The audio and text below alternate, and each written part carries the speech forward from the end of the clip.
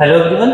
सो हमारा जो फंक्शन की सीरीज चल रही थी उसमें हम रेंज और डोमेन के क्वेश्चन देख रहे थे। नेक्स्ट क्वेश्चन हमारा क्वेश्चन नंबर 3, एक one of the best question है, जेईई मेन 2023 का क्वेश्चन है। ठीक है, बढ़िया क्वेश्चन है, एकदम बढ़िया तरीके से पूछ रहे हैं। आसान नहीं था ये क्वेश्चन डील करना, बट फिर भी जिसको इसका कंसेप्ट आता है वो ही इस क्वेश्चन को अच्छे से डील कर सकते हैं। अब बेसिक जो एक्सप्रेशन है वो तो आसान दिख रहा है। क्या दिख रहा है तुमको कि दो फंक्शन का सर एडिशन है, और हम लोग पिछले क्वेश्चन में सीखे थे कि अगर हमारे पास दो फंक्शन ऐड है, सेपरेट है, मल्टीप्लाइड है, डिवाइडेड, तो हम उसकी कॉमन डोमेन उसके इंटरसेक्शन से निकालें।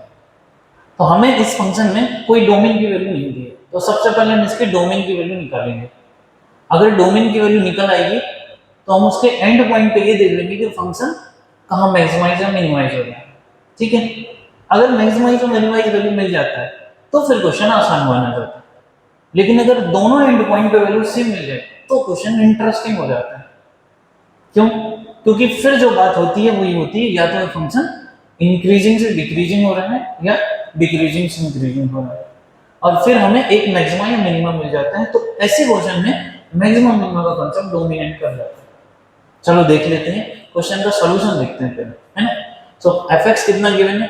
एफ एक्स गिवन है आपके सामने under root 3 minus x plus under root 2 plus x. तो इसका डोमेन क्या होगा आपको पता है, ये किस तरीके का फंक्शन है। अंडर रूट एफ एक्स, अगर मैं f1 फंक्शन मान रहा हूँ इसको और f2 फंक्शन मान रहा हूँ, तो इन दोनों की डोमेन निकाल के इंटरसेक्शन निकाल लेंगे। तो इसकी डोमेन d1 बोल दिया और इसकी domain d2।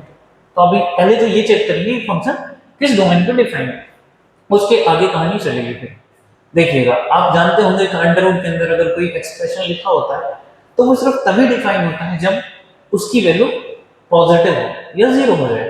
Non non negative होना चाहिए एक्चुअली में। सो 3 माइनस एक्स क्या होना चाहिए? So that will be greater than equal to zero. अब क्या हो जाएगा, x उधर जाएगा तो x पॉजिटिव हो जाएगा, यानी x is less than equal to 3। तो पहला पॉइंट मिल गया। ये क्या कह रहा है, डोमेन d1 कह रहा है कि x की वैल्यू 3 से छोटी है, उसके बराबर होनी चाहिए। यहाँ पे बात करते हैं, ये क्या कहेगा, ये कह रहा है कि 2 प्लस एक्स जो होगा अंडर रूट के अंदर की वैल्यू क्या होनी चाहिए, greater than equal to zero. मतलब x की वैल्यू क्या होनी चाहिए, लेस देन इक्वल टू -2। अब दोनों का जो दोनों पॉइंट जो दोनों डोमेन आए हैं, इनका इंटरसेक्शन हमारा एक्चुअल फंक्शन का डोमेन हो जाएगा। देख लेते हैं। जैसे पहले 3 x इक्वल टू 3, अगर मेरे पास ये पॉइंट है, इक्वालिटी की वजह से ये क्रिटिकल पॉइंट इंक्लूड रहेगा। लेस देन मतलब लेफ्ट रीजन, ठीक है, लेस देन 3 हो गया।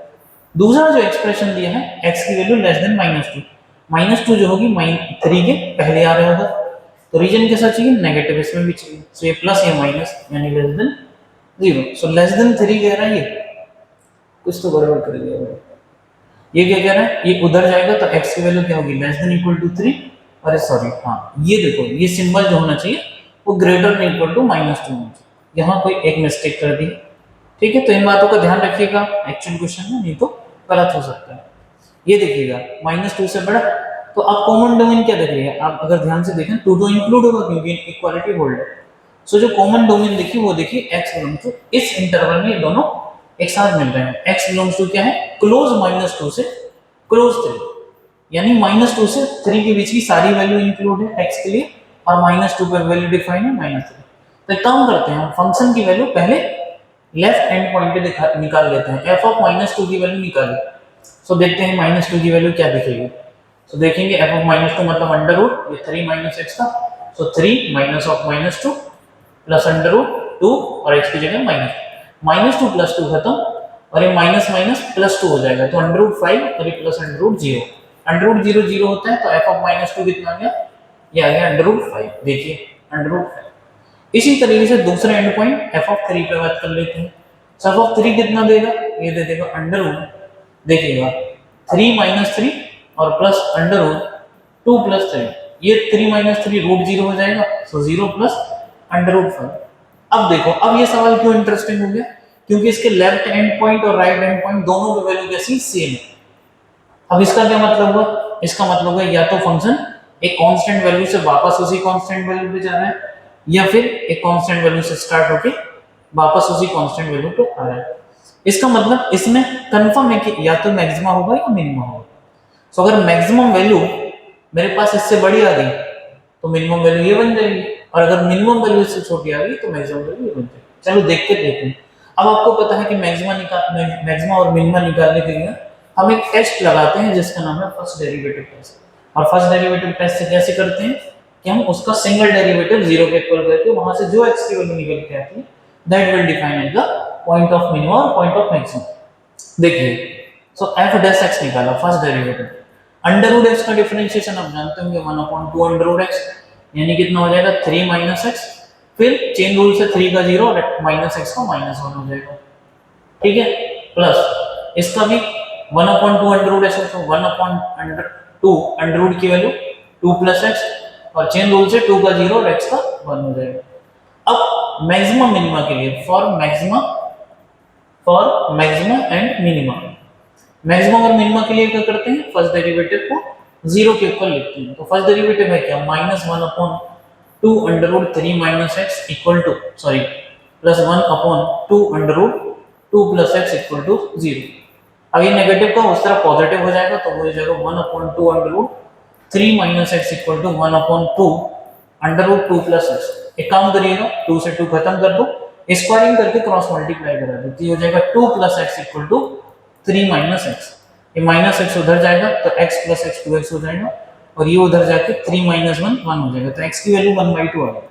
इसका मतलब ये जो x इक्वल टू 1/2 है ये मैक्सिमा बनेगा या मिनिमा बनेगा, पॉइंट ऑफ मैक्सिमा बनेगा और मिनिमा। तो इसी पॉइंट पे मैक्सिमा या मिनिमम वैल्यू मिल सकती है। तो एक काम कर लेते हैं, फंक्शन की वैल्यू 1/2 पे निकाल ही लेते हैं। सो 1/2 पे देखते हैं वैल्यू क्या आ रही है, under root 3 minus 1/2 and plus under root 2 plus 1/2।